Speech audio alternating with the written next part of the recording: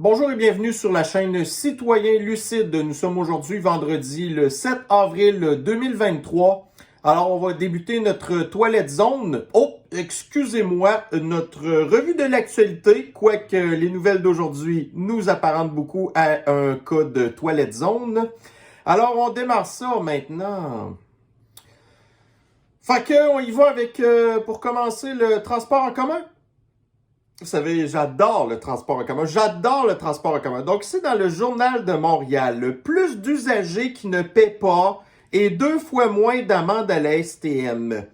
Les constables spéciaux de la STM donnent 2 fois moins d'amendes qu'avant la pandémie depuis qu'ils n'ont presque plus de temps pour contrôler les usagers.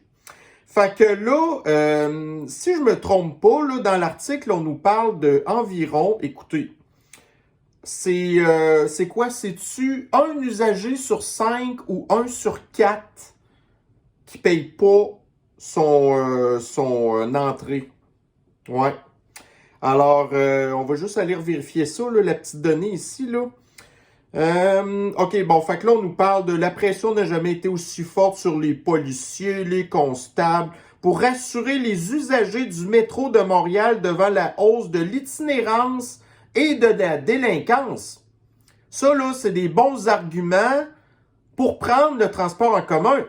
Allez vous faire agresser ou, vous devez côtoyer des itinérants qui souffrent de maladies mentales. Fait que ça, c'est comme un petit peu connecté à l'article que je viens de vous parler là. Fait que là, c'est ça. Donc là, vous avez ici, une petite enquête là, des journalistes qui ont suivi... en fait, là, les agents de police là, dans le métro, fait que c'est ça. Après ça, une arrestation en direct, blablabla, c'est merveilleux. Après ça, vous avez ici Montréal, les cas de surdose en hausse dans les stations de métro. Ça, c'est encore un bon argument de vente. Tu sais, venez prendre le transport en commun, vous allez voir qu'est-ce qui fait partie de notre culture du transport en commun, les gens qui font des surdoses, là. L'article que je voulais parler, c'était ici. Donc, c'était quoi les statistiques dont... OK, voyez-vous, là, dans les 4 années précédant la pandémie, la STM distribuait annuellement entre 13 000 et 14 000 constats d'infraction, parmi lesquels 10 000 étaient pour un droit de passage non payé. Puis les autres, c'est quoi? Vandalisme ou de ce genre d'affaires-là dans l'autobus, admettons? Fait que là, pendant la pandémie, ils ont eu des problèmes, ainsi de suite, gna gna gna. Les amendes ont généré plus de 500 000 $ en 2018. Bien entendu, l'achalandage moins élevé qu'avant la pandémie peut expliquer en partie cette baisse des tickets. À la fin 2022, le réseau avait retrouvé près de 70% de son achalandage. Là, on nous parle ici d'une explosion du nombre d'appels d'urgence de 26 000 à 40 000 pour 9 000 à cause de l'aide socio-communautaire. Bon, ça va bien, notre société qui est en shape. Ouais, exactement. Donc, même constat chez Pino Tagliaferri, président du syndicat des chauffeurs d'autobus, selon qui il y a entre 20 et 25% des usagers qui montent sans payer dans les autobus. Ça explique une partie du 74 millions de dollars de déficit du service de transport d'autobus. Je pense que ça n'inclut même pas le métro. Ça va vraiment bien, le transport en commun. Hein? Bon, ici maintenant dans Radio Kanistan plutôt. Un nouvel espace dédié aux étudiants autochtones à l'Université Laval. Fait que là, depuis une couple de jours, moi, je vous ai parlé du lounge, le local qui était maintenant réservé pour des étudiants d'une université d'Ontario pour les Noirs. Donc, un local que juste les Noirs qui peuvent rentrer. Ça, c'est pas pantoute raciste. C'est pas pantoute de la ségrégation. C'est pas pantoute de l'extrême droite qui se dit intolérante aux étrangers. Donc là, à cette heure, l'extrême gauche est rendue l'extrême droite. Donc, un nouvel espace dédié aux étudiants autochtones à l'Université Laval. Fait que là, on est à Québec. Puis là, à cette heure, il y a un local spécialisé spécialement pour les Autochtones. Je ne sais pas c'est quoi le pourcentage d'étudiants autochtones à l'Université Laval. Ça doit pas être beaucoup, là. J'ai beaucoup l'impression quand même. Mais là, on va ségrégationner le peu d'étudiants autochtones dans un local pour eux. On les met à part. Comme les Noirs ont fait à Toronto, en Ontario. Fait que, après ça, c'est nous qui traitent d'intolérants, que c'est nous qui ne veulent pas les recevoir, que c'est nous qui les aiment pas, alors qu'eux les prennent puis les envoient dans un coin. C'est beau le wokisme, hein? Tu sais, wokisme puis nazisme, ça se ressemble beaucoup là, à cette heure. Maintenant, ici, dans le repère. Fait que ça, je sais pas trop, là, c'est un média européen, là. Là, ça a l'air que la plaque d'immatriculation des vélos obligatoires, fait que je sais pas c'est où. Tu sais, là, ici, il y a un drapeau du Royaume-Uni, mais ça a l'air d'être français, ça, là. Fait que, vendez vos chars. Là, ils nous disent, vous allez voir, c'est merveilleux, vous allez avoir votre liberté de vous promener en vélo, puis en plus, ça coûte pas cher. Mais là, plus qu'il va y avoir des vélos dans le chemin, plus qu'il va y avoir des accidents impliquant des cyclistes. Puis là, aussi, quand que vous êtes, par exemple, dans des grandes villes comme à Montréal, où il y a des réseaux de voleurs spécialisés dans le vol des vélos, là, ils veulent, en tout cas, en Europe, en France du moins, y avoir la plaque d'immatriculation des vélos. Fait que là, ils font payer pour ça. Fait que nous, ici, éventuellement, quand il va y avoir moins de voitures dans le chemin, le gouvernement va avoir besoin de nouvelles sources de revenus, de taxes. Ça va pas se faire à coup nul, ça, là. Puis c'est pas vrai qu'on va voir le budget du gouvernement diminuer ses revenus. Fait que là, les cyclistes, à un moment donné, il va falloir qu'ils payent leur part aussi. Parce que toutes les infrastructures qu'on installe pour eux, c'est majoritairement les autres qui les payent. Via leurs taxes puis leurs impôts. Fait que là, les histoires là, de là, à Montréal, il va falloir déneiger les pistes cyclables avec du matériel, parce que là, ces gens-là, ils vont dire que c'est pas assez déblayé. Fait que là, il va falloir plus déblayer. Donc, on a plus de personnel, plus de véhicules pour faire ça. Ça va coûter super cher. Puis les vélos ne payent pas leur juste part. L'histoire de l'utilisateur payeur, là, fait qu'à un moment donné, il va falloir que les cyclistes passent au cash aussi. Puis là, c'est ça. À un moment donné, les cyclistes, là, quand ils sont impliqués dans un accident avec une voiture, ils sont indemnisés par la SAQ. Mais là, deux cyclistes qui se foncent dedans, il se passe quoi? Fait que là, éventuellement, est-ce que les cyclistes vont devoir aussi payer une cote d'assurance à la SAQ pour avoir le droit à une indemnité dans le cas qu'ils se blessent? En tout cas, moi, je vais trouver ça très drôle lorsqu'ils vont commencer à parler de ça ici, genre dans les journaux, donc vers une immatriculation des cyclistes, point d'interrogation, TVA Nouvelles. Là, vous allez voir l'extrême gauche qui va capoter. L'extrême gauche communiste qui comprend pas que le communisme, là, c'est pas tout avoir les affaires gratis. Mais c'est que tout le monde est égal, donc tout le monde doit payer. Donc, les cyclistes, à un moment donné, il faut qu'ils payent. Puis quand ça va être après les cyclistes, là, je sais pas, va-tu être rendu que ça va prendre je ne sais pas, moi, une plaque d'immatriculation sur les piétons? Parce qu'un piéton qui va se péter à la gueule sur un trottoir, là, tu sais, je sais-tu, moi. Parce qu'il faut contrôler tout le monde. Alors, ici, dans le TVA Nouvelles, fait que là, on a eu un bel épisode de verglas, encore, en 2023, au mois d'avril, parce que le réchauffement climatique fait qu'en avril, c'est encore l'hiver. Fait que là, la dernière fois, en 98, quand il y avait eu l'autre verglas, c'était au mois de janvier. Mais là, à cette heure, les verglas, c'est rendu au mois d'avril, à cause du réchauffement climatique. Fait qu'on va avoir l'occasion d'en parler un petit peu plus tard, parce que j'ai d'autres articles là, plus mis à jour en date d'aujourd'hui. La communauté flyée. Donc, une des raisons pour laquelle on n'est pas loin d'une toilette zone, là, c'est parce que là, la communauté flyée fait extrêmement parler beaucoup trop d'elle, là, ces temps-ci.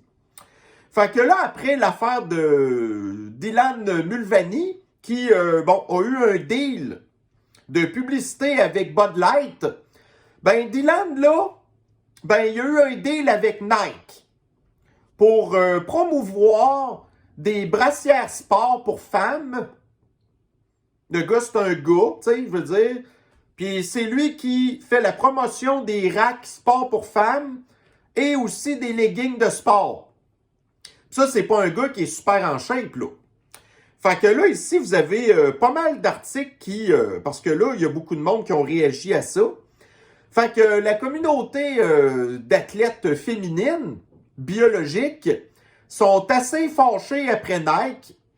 Parce que là, Nike, il y a une politique assez bizarre quand ça vient le temps de traiter leurs athlètes femmes. Surtout quand elles décident d'avoir des enfants. Fait qu'aussitôt qu'elles ont des enfants, ben là, Nike, ils coupent leur argent. Mais là, ce qu'ils trouvent le fun, probablement, Nike, là-dedans, c'est que Dylan, lui, c'est un gars. Puis qu'il n'y aura jamais d'enfants. Fait que lui, il se fera jamais couper son salaire.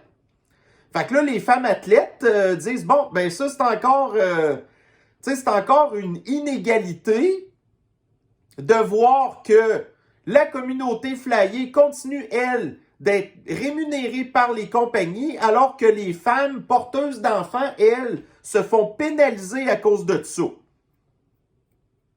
Fait que ça, c'est encore l'extrême gauche, le wokisme qui s'apparente pas mal à du nudisme. Un autre article ici, dans le Daily Mail.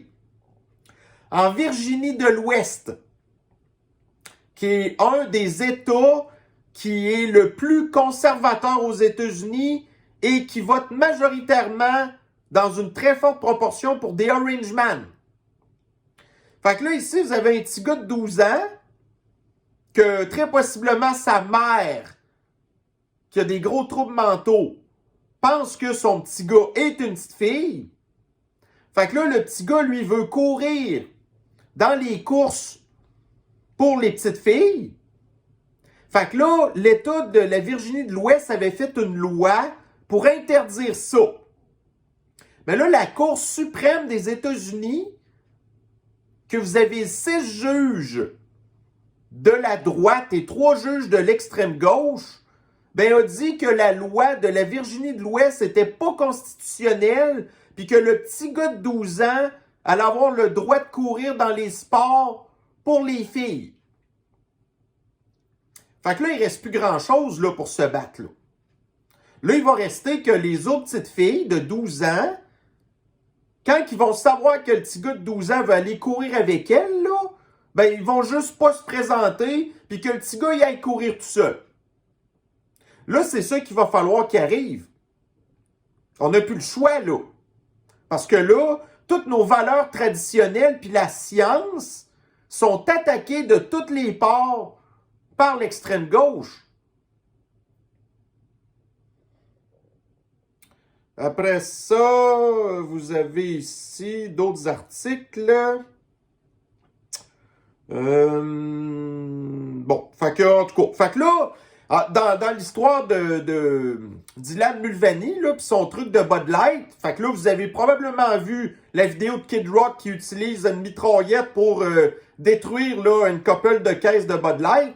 Ben là, il y a un autre, un chanteur country, que c'était un de ses commanditaires Bud Light qui les a laissés tomber aussi. Fait que là, on voit que la campagne de boycott, là, ça n'a pas été trop long. Ça n'a pas été trop long.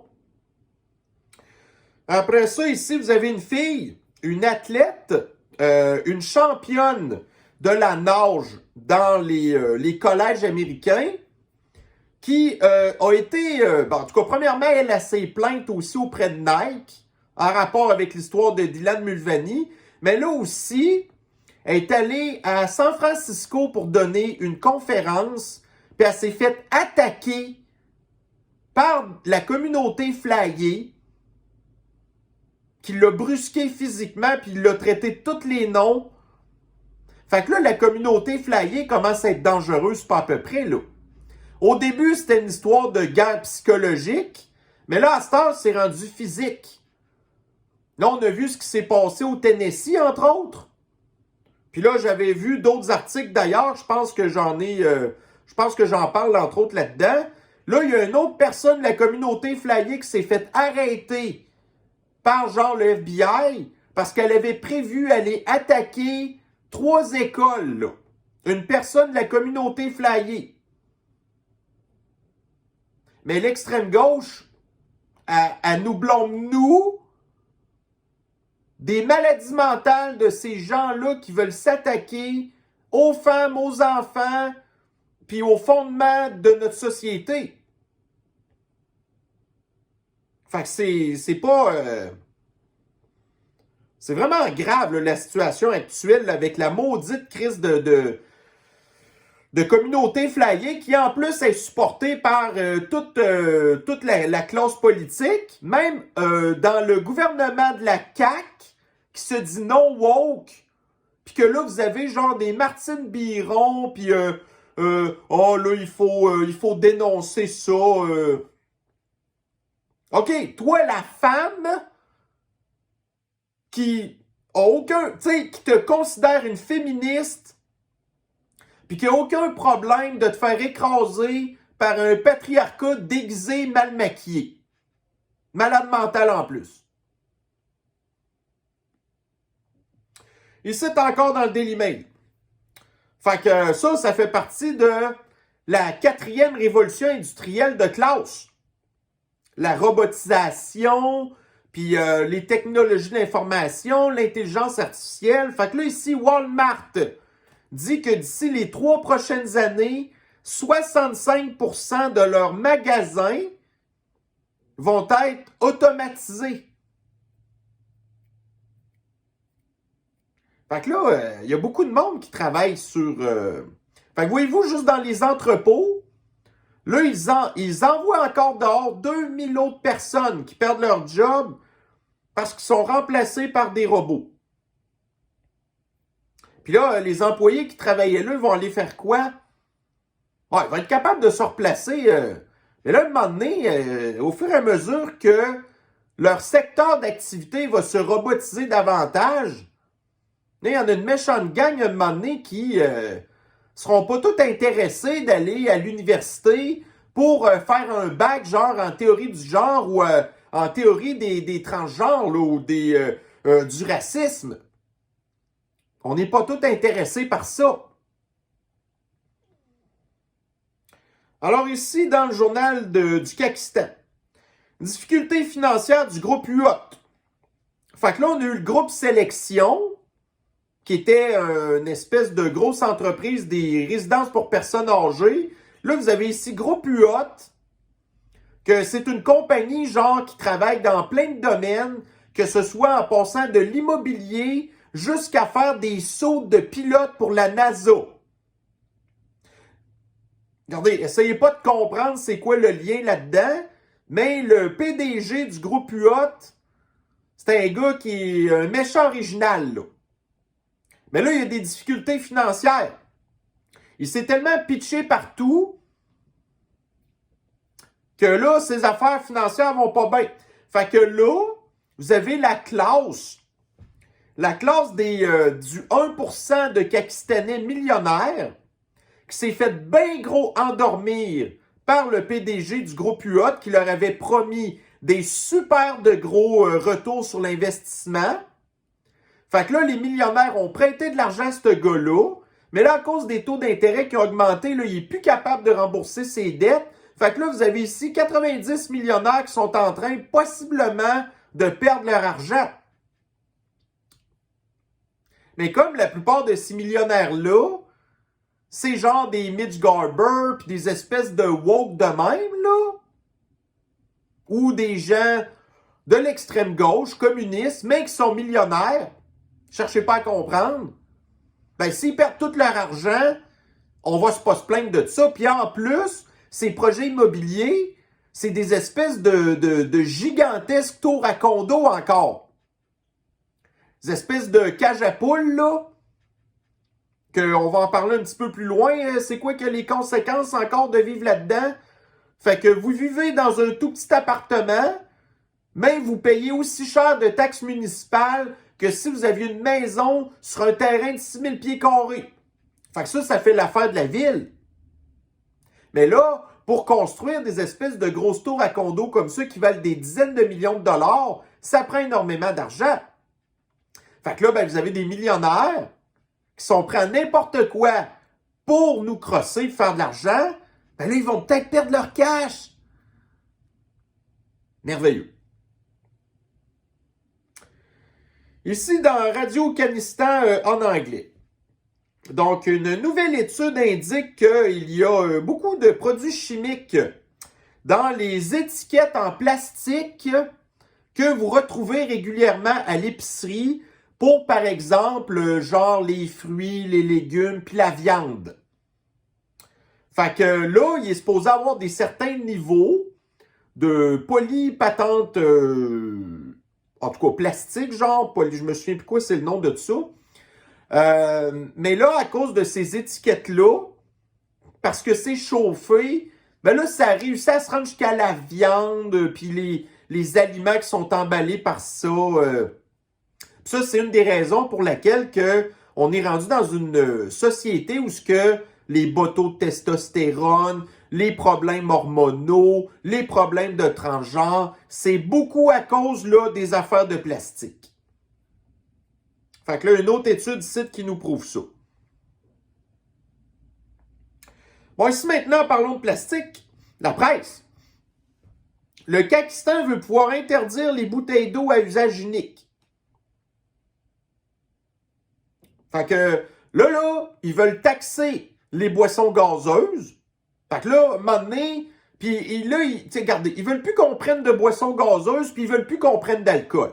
Fait que là, il reste les bouteilles d'eau. Mais là, on veut interdire les bouteilles d'eau. Mais l'affaire des bouteilles d'eau, c'est que dans une situation comme le verglas qu'il y a présentement, si, admettons, la station d'épuration d'eau tombe en panne, puis après ça, ils vous disent, faites bouillir votre eau, mais là, votre four électrique, ben, il n'y a pas d'électricité. Fait que là, les gens ont besoin d'eau. Fait que des agences comme la Croix-Rouge puis tout ça, ils ont des entrepôts remplis de bouteilles d'eau au cas où des catastrophes naturelles ou n'importe quelle affaire qui peut arriver. Ou dans les pays pauvres. Les pays pauvres qui n'ont pas d'eau, ben régulièrement reçoivent des palettes remplies de bouteilles d'eau. Fait que là, nous ici, le Pakistan, non, on va enlever ça les bouteilles d'eau.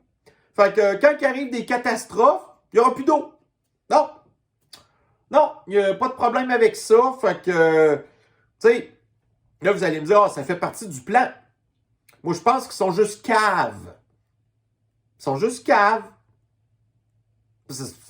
Regardez, c'est du monde qui supporte la communauté flyée parce que c'est la mode du moment. Fait que là, l'histoire des bouteilles d'eau, ben non. En tout cas, c'est cave de même. Fait que là, c'est plus rien que les sacs de plastique, les pailles de plastique, les lignes de plastique. Non, les bouteilles d'eau avec. Les bouteilles d'eau qui peuvent sauver des vies. Tu sais, un sac de plastique, à la limite, ça va pas sauver des vies. Mais des bouteilles d'eau, ça peut. Puis là, quand vous allez arriver, admettons, dans les espèces de gros festivals d'été, là, ils vont installer des bornes d'eau potable, là, qui sont remplies de produits chimiques, d'hormones, de médicaments. Bon, ici dans le New York Times, là, il y a... Moi, c'est mon impression, là, je fais vraiment de la spéculation, OK? Quelqu'un au Pentagone qui doit être pas très content de voir qu'est-ce que l'armée américaine fait pour supporter le pays du poudré. Donc, la personne en question, c'est possiblement un agent double, genre, en tout cas, ou un espion, ou quelqu'un qui travaille pour l'Empire soviétique, un petit peu comme pendant la guerre froide, là, qui a fait couler des documents du Pentagone, qui, tu sais, son espèce de plan de matériel, puis de toutes sortes d'affaires logistiques que le pays du Poudré va avoir besoin pour se défendre contre l'Empire soviétique. Fait que là, ces documents-là sont une preuve supplémentaire de l'implication directe des États-Unis dans le conflit du pays du Poudré. Ça, là, c'est une déclaration de guerre. Puis vous avez l'Empire soviétique qui fait encore rien parce qu'ils sont vraiment patients. Fait que là, si vous n'êtes pas capable de lire en anglais, j'ai un article là, de la presse, là, de Radio Canistan qui vous en parle un petit peu plus en détail. On va ici maintenant dans TVA Nouvelles. Donc, la Cour suprême américaine refuse de valider en urgence une loi sur les sportifs transgenres. Fait que ça, c'est l'histoire du petit gars de 12 ans que je vous ai expliqué tantôt, là. La Cour suprême américaine, qui est constituée de républicains, qui sont supposés être contre les transgenres. Puis là, après ça, vous aviez l'extrême gauche qui capotait. « Oh, là, les juges de la Cour suprême, c'est toutes des espèces de... » Ben, finalement, on voit qu'ils sont pas tant de notre bord que ça, hein? Ici maintenant dans la presse. Donc, 3 ans plus tard, on parle de la sniffose encore. La consigne du port de la guenille est assouplie dans les établissements de l'antisanté du Kakistan. Fait que moi, je sais pas vous, mais j'ai pas eu à me rendre dans un établissement de l'antisanté dernièrement. Je ne savais pas que le port de la guenille est encore obligatoire. Fait que là, malgré toutes les études scientifiques, puis les faits, puis les données qu'on a accumulées sur le fait que la guenille ne servait à rien, 3 ans plus tard, il fallait encore porter ça. Fait que là, ben, ça va être à chacun des établissements de l'antisanté de choisir sa politique en rapport avec la guenille. Fait que là, comme on sait que ces gens-là, c'est du monde qui sont pas mal plus, en tout cas, capotés que d'autres choses. Il y en a sûrement pas mal qui vont dire, ben nous, on maintient la politique. Fait que là, ben, là, on ne pourra plus blâmer le gouvernement.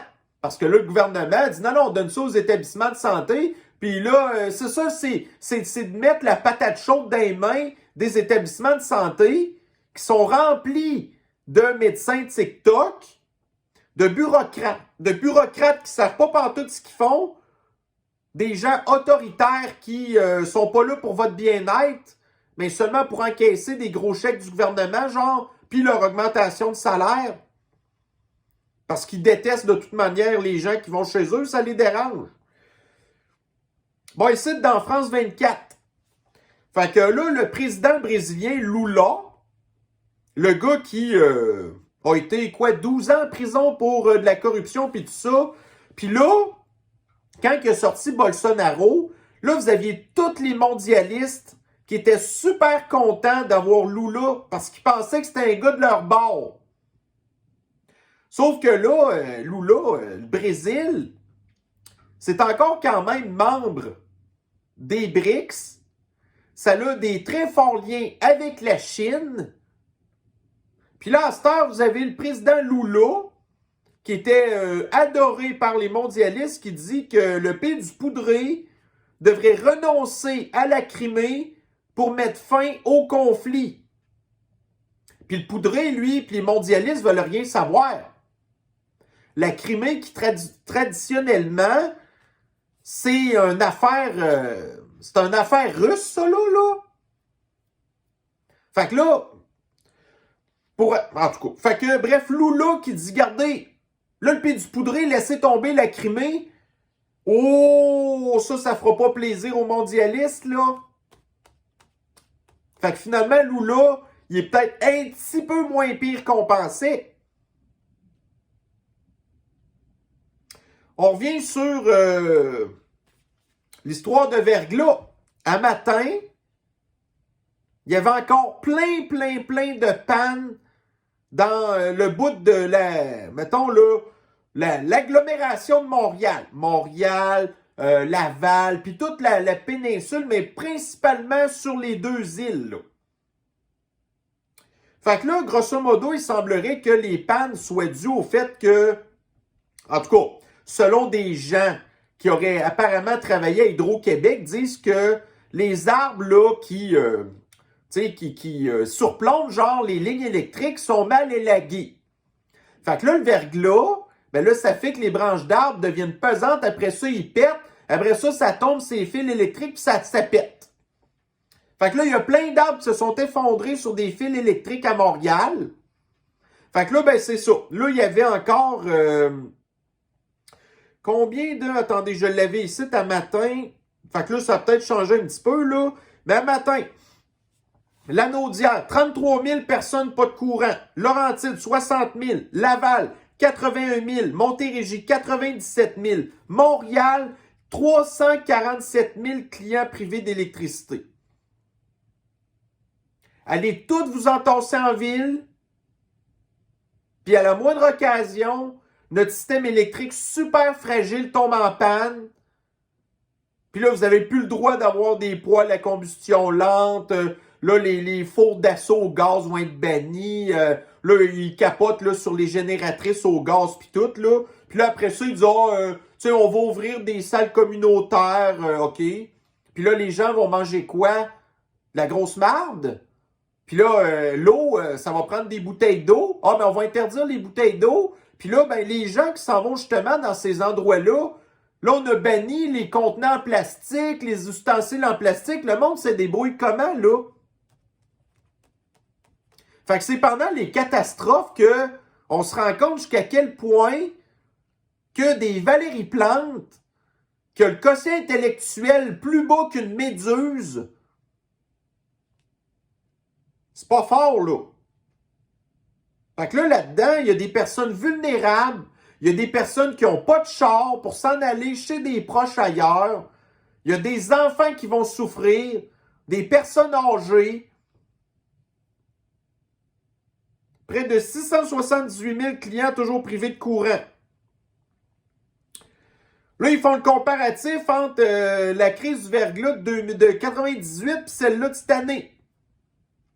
Fait que là, il y a eu... En 98, il disait qu'il y avait eu genre plus que 100 mm de verglas. Là, cette année, il y en a eu 30 et 40 mm. Fait que c'est quand même beaucoup moins. Puis il y a eu quasiment autant de membres d'Hydro-Québec qui ont perdu l'électricité cette année qu'en 98. Des dizaines de monteurs de lignes d'Hydro-Québec sont, en tout cas, travaillent pas. Tu sais, il y a des monteurs de lignes qui sont attitrés à travailler sur l'île de Montréal.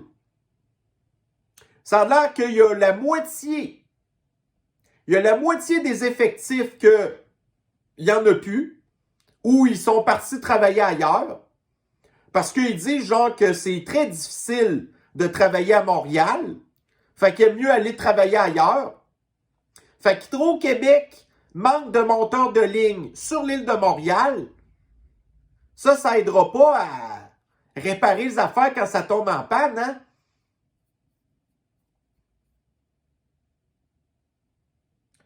Ici, Radio-Canistan. Plus de verglas avec les changements climatiques. Fait que là, on est rendu au mois d'avril, puis on a du climat du mois de janvier. Réchauffement climatique. Ah là, ils sont revenus avec les changements climatiques. Parce qu'ils ne peuvent pas dire réchauffement climatique, ça aurait de l'air bizarre. Fait qu'ils prennent toujours un ou l'autre. Changement climatique ou réchauffement climatique. Une autre affaire. Donc, les villes, c'est très dangereux. À cause, entre autres, des transports en commun, la violence la nuit, des gangs de rue qui se tirent dessus. Puis là, en plus, vous avez ici les grosses tours d'habitation que quand il y a du verglas, ben, à un moment donné, ça tombe, là. Puis là, ben, imaginez-vous, c'est quoi un bloc de glace là, qui tombe d'un building, qui vous tombe sur la tête, qu'est-ce que ça fait? Fait qu'en plus, les buildings, c'est dangereux pour votre sécurité. Un autre bel argument pour pas aller vivre en ville. Dans votre petit cocon, là, qui vous coûte les yeux de la tête en taxes pis tout. Bon, on retourne dans la communauté flyée et on fait un petit voyage virtuel en Hongrie. La Hongrie qui a fait une loi anti-propagande de la communauté flyée pour les enfants. On parle de protéger des enfants, là. Ils disent pas genre on interdit la communauté flyée pour tout le monde. Non. Ils font juste dire on l'interdit pour les enfants. Ben là, l'Union européenne puis 15 autres pays sont en train de prendre des mesures là, pour écœurer la Hongrie, qui est supposé être un pays souverain.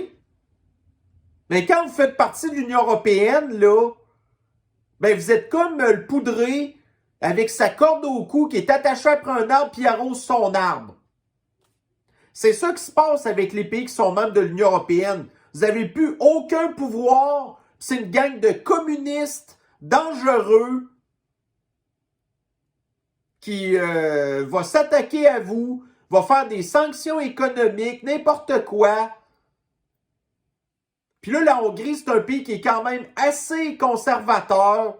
Fait que là, ils se font obliger de mutiler, torturer, puis endoctriner leurs enfants à cause d'une gang de crises de psychopathes.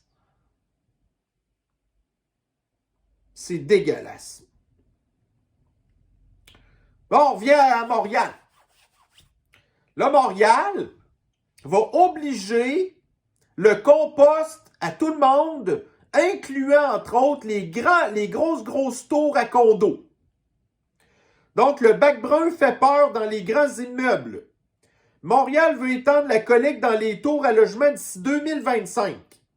Est-ce que vous pensez que c'est réaliste? Là, vous avez ici, imaginez un immeuble où 400 personnes vont descendre leur compost en bas. La quantité que ça va faire, l'odeur dans le garage, ça va être épeurant. Moi, j'aurais plutôt dit écœurant. Lui, c'est un gestionnaire là, d'un gros building.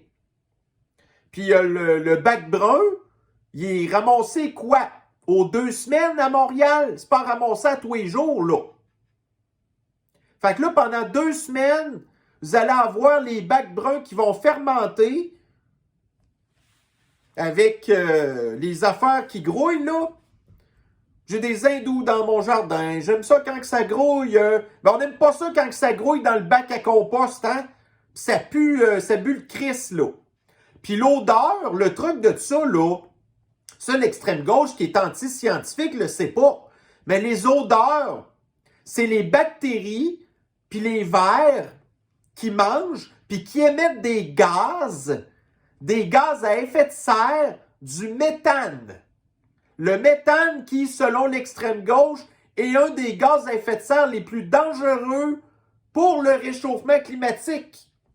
Fait que là, le bac brun, ça se trouve à contribuer à l'émission de gaz à effet de serre qui font réchauffer le climat.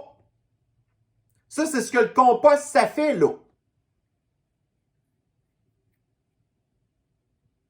Fait que ça va être beau dans les stationnements souterrains. Les beaux bacs bruns, là. Puis c'est qui va s'occuper de ça, aller mener ça sur le bord du chemin? C'est dégueulasse. Encore Montréal. Fuyez Montréal! Bon, ici, fait que si vous aimez le tourisme, mais pas, en tout cas, vous aimez visiter les grandes villes. Bon, moi, vous savez ce que je pense des grandes villes, là. Donc, voici les villes d'Europe où vous êtes le plus susceptible d'être victime d'un pickpocket. Fait que vous avez la liste ici. Rome, Paris, Amsterdam, Berlin, Athènes, Barcelone, Lisbonne, Istanbul, nanana. C'est toutes les capitales des grandes villes. Excusez, les capitales des pays, là. Ça, c'est la qualité de vie que vous avez dans les grandes villes, les pickpockets, les agressions, tout ce que je vous parle tout le temps. Puis là, les bacs bruns, les odeurs à Paris, la grève des éboueurs, les vidanges dans la rue. Ça devait schlinguer, là, à Paris. Ben là, ça va schlinguer aussi à Montréal. Alors, c'était le tour d'horizon de la revue de l'actualité que j'avais à faire avec vous aujourd'hui. Nous sommes vendredi, on arrive la fin de semaine. En plus, c'est le congé de Pâques. Fait que là, il y a peut-être des gens qui ont fini de travailler à midi aujourd'hui puis qui vont être en congé lundi. Fait que vous allez avoir une super de belle fin de semaine pour vous changer les idées, aller voir les membres de votre famille, vos amis, amusez-vous en masse et on va tout simplement se reprendre là la semaine prochaine pour de futures revues de l'actualité. Prenez soin de vous. Bye bye.